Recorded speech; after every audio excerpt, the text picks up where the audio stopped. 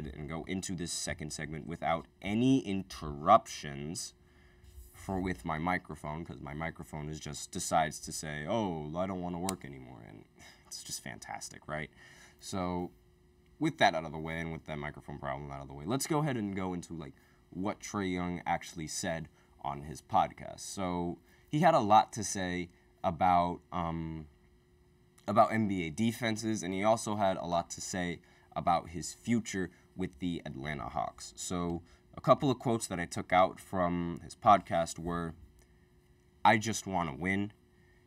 If you don't want me, then someone else will." So this is like a response to him being in a bunch of trade rumors with the Atlanta Hawks, and like because a lot of fans are like expecting him to like get traded or like maybe rebuild the Atlanta Hawks the Atlanta Hawks roster.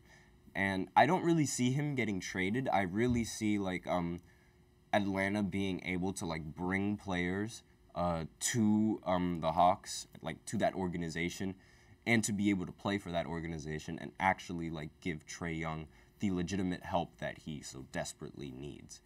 And that's sort of been like the stipulation with Trae Young.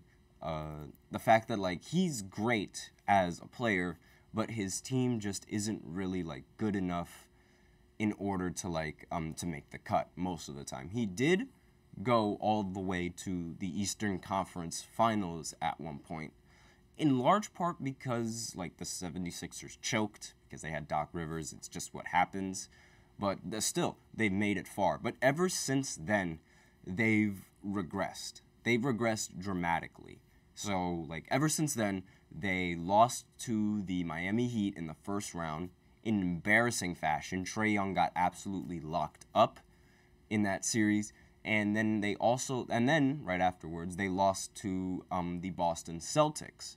And here we are now, where it doesn't look like they're going to make much noise in the play-in, given how Trae Young is injured.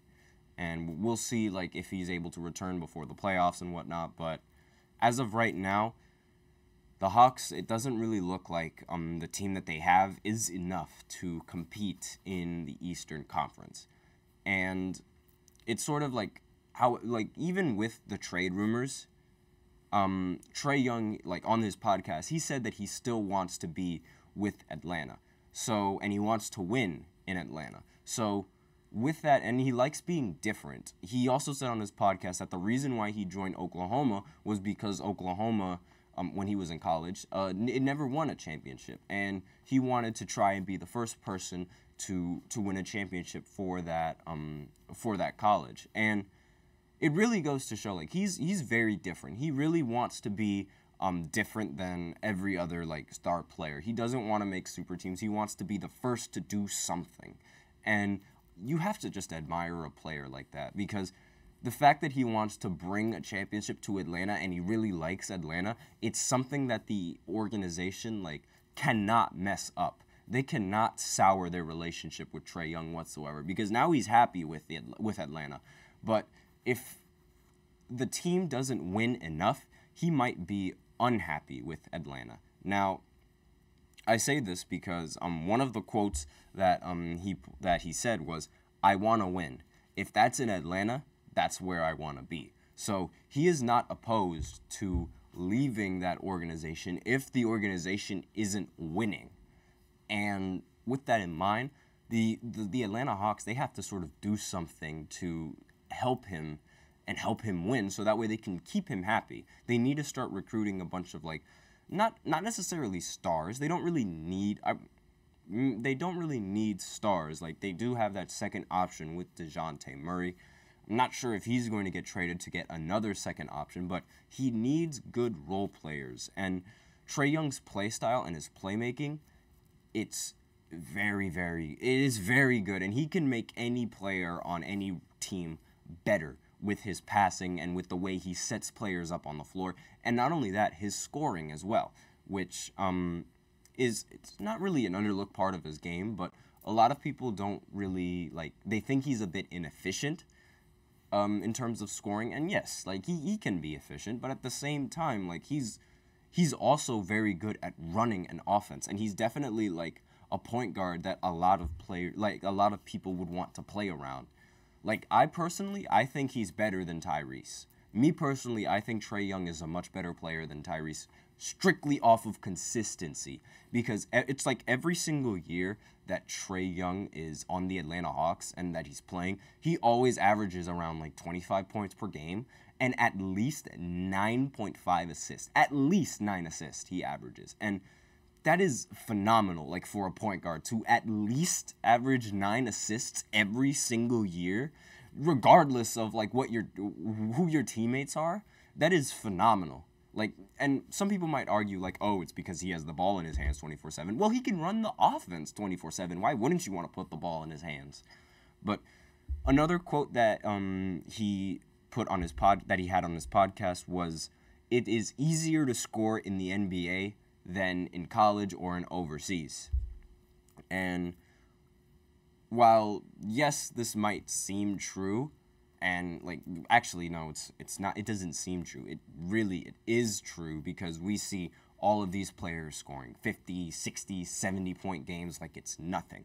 And a lot of people like would look at these games and be like, "Oh my God, the defense is not what it was back in the 80s or back in the 90s when it was tougher." And like, maybe, like, yes, but that's only part of the story, and that's something that a lot of people like to leave out, because the other part of the defense back then was the fact that there wasn't a lot of spacing back then.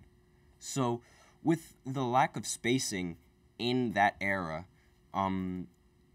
we'll just bring up a player like Michael Jordan, for example, because that's a player that a lot of people like have watched. So when Michael Jordan, like, obviously, like, back then there was no such thing as zone defense. You could not play zone defense in the NBA. You were forced to play man. And back when Michael Jordan was playing, and when he was able to do, like, because we all know Michael Jordan could create a shot over anyone in that league. It really didn't matter who was guarding him. He was going to score. He was going to find a way to score. And with that in mind, it was really easy for him to score. However, the minute he would get by a defender, because there was no spacing and because there was so many people clogging the paint, the minute he would get by his first defender, the other defender that was already in the paint will be there waiting for Michael Jordan as he goes up for a layup, thus making the shot or making the dunk a lot more difficult for him. And once you implement spacing into the NBA, where there's not somebody stuck down there in the paint waiting for you, it just makes the looks so much easier for whoever is having the ball in their hands, because, again, there's nobody else in the paint. You just have to get by one defender, and boom, you score. So, and with how good the offense has evolved in this league, like, it makes total sense that a lot more players are scoring, because if, with the spacing, if players decide to help and not give a specific ball handler like that open layup once he blows by his defender, that means somebody is going to be wide open in the corner. And if somebody's wide open in the corner, that's a wide open three that you're giving up. And with how good the shooting is in this league, that's going to be a lot of points that you're going to give up if you constantly just drop down to the paint every single time. It's why most of the times the wing defender decides to rotate down over to the corner and to prevent that shot. But even when you do that, someone else is going to be open at the hash. And your rotations, they have to be there. And with rotations in mind, I think like that makes defense a lot more difficult to play in the NBA now, because everybody is constantly running, like scrambling, trying to find a man to prevent that open three from happening, because they can make that open three now. And back then, teams weren't shooting threes that much. They weren't making that many open threes back then. Another aspect of the game that like affects the defense is the overall pacing of the other team and their offense. Now, the offense now, compared to what it was in the 90s, is much faster. Like, back in the 90s, teams would wait the entire 24 seconds on the shot clock to get a good shot. Now, teams, like, they could go in 6 seconds or less into the offense. If there is an open shot, they are going to take it. And with that in mind, a lot of players, like, they have to make sure that there isn't an open shot that they give up. And that's a lot of running. That is a lot of moving on the defensive side of the ball. And combined with, like, for example, we'll bring up a ball handler. Like, if Luka Doncic, like, a lot of people like to harp on Luka Doncic's defense. A lot of people like to harp on Trae Young's defense. If they don't rotate, like, or if they're lazy to rotate, it's probably because they're drained from doing everything on the offense. Because these get, like, the offense now is very isolation heavy. And it takes the breath out of a lot of these players, therefore preventing them from being able to rotate. And this is something that Trae Young even mentioned on his podcast. He said, there's so much space in the NBA, of course it's going to be easier to score. Because, like, again, like, it creates a lot of easier looks, not just for yourself, but for your teammates as well. And if it's a good shooting day for them, it's night-night for whichever team. And that's why the Pacers are so good and so great on the offensive side of the ball, because they move the ball super fast, and the teams on the defense, like, they're tired because they just played offense and they just tried getting a shot on them, and now they're expected to rotate over to the corner and guard an open three. It's a lot to ask, and it's a lot of running. And it's a lot less running than what a lot of the defenders had to do back in the 90s or in the 80s.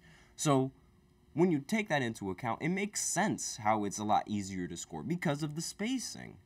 And another thing that, like, makes it a lot easier to score is it's common with a lot of fans to complain about this. It's the flopping in a bunch of these NBA games, like how Joel Embiid, Trae Young, James Harden, Luka, I'm not entirely sure if Luka Doncic does it all that much, LeBron James. All of these players are perfect examples of players that try to bend the NBA rules to their will via flopping. And it allows them to go to the line. Not only does it slow the game down, but it also allows them to score a lot of points at the line because they are very good free throw shooters. And flopping back then, there wasn't as much flopping back then, or the refs wouldn't really call that much flopping. That I can agree with. That is sort of the only thing, that is the only part of the defense in the NBA back then that was, like, really substantially different and actually better, because they would allow, like, a lot of these players to, like, sort of get up on them, and regardless how often they'd flail their body and, like, sell the contact, the ref wouldn't call it. And even though, like, you know, there's some times where hand checking did get called back in the 90s and 80s, even though a lot of old heads are reluctant to agree. Yes, hand checking was called back then. I can pull up several clips of hand checkings being called on Michael Jordan. And with that in mind, it's like the fact that these refs are sort of, like, a lot more lenient to these players and flopping, allowing them to go to the line more. Like, it makes sense that they are scoring more. But at the end of the day, when you looked at James Harden's MVP free throw numbers, they fit in right with the rest. And Michael Jordan actually shot more free throws than James Harden in his MVP year. So I can't really, like, with that in mind, it's, like, a little bit difficult to say that the free throws are definitely, like, the reason why there's so much scoring. It's because of the spacing. And it's because of, like, how good the offenses are in the NBA now. Like, teams are just able to score so much easier now. And with that in mind, it's like, what more can you do on the defensive side of the ball against a team that has really good offense, like how the Pacers move the ball and how fast they move the ball? Like, it's a really difficult task. It's a really difficult task, and it's not something that a lot of these players could do. Like, I mean, expecting a player to be able to carry the entire load on the offense and then carry the load on the defense is a lot to ask with how the NBA works now. But that doesn't mean that these players can't impact the defense in some way. Like, a lot of people, like, they might look at this quote, like, and be like, oh my God, Trae Young is part of the problem by not playing defense. He gets a lot of steals. You can't expect a guard his height and his size to be able to get stops on the defense as much. So he does it in his own way, trying to get steals. It's how Allen Iverson played defense. It's how a lot of these great guards played defense, by getting a bunch of steals. And it's not as impactful as on-ball defense. It's still impactful in giving your team more possessions on the offensive side of the ball. But I digress. And with that, we are out of time for the second segment. So go ahead. And so I'm going to go and have a short break and go into the third segment, which is going to be a quick recap of all of these games that happened from last night. So stay tuned after this short break.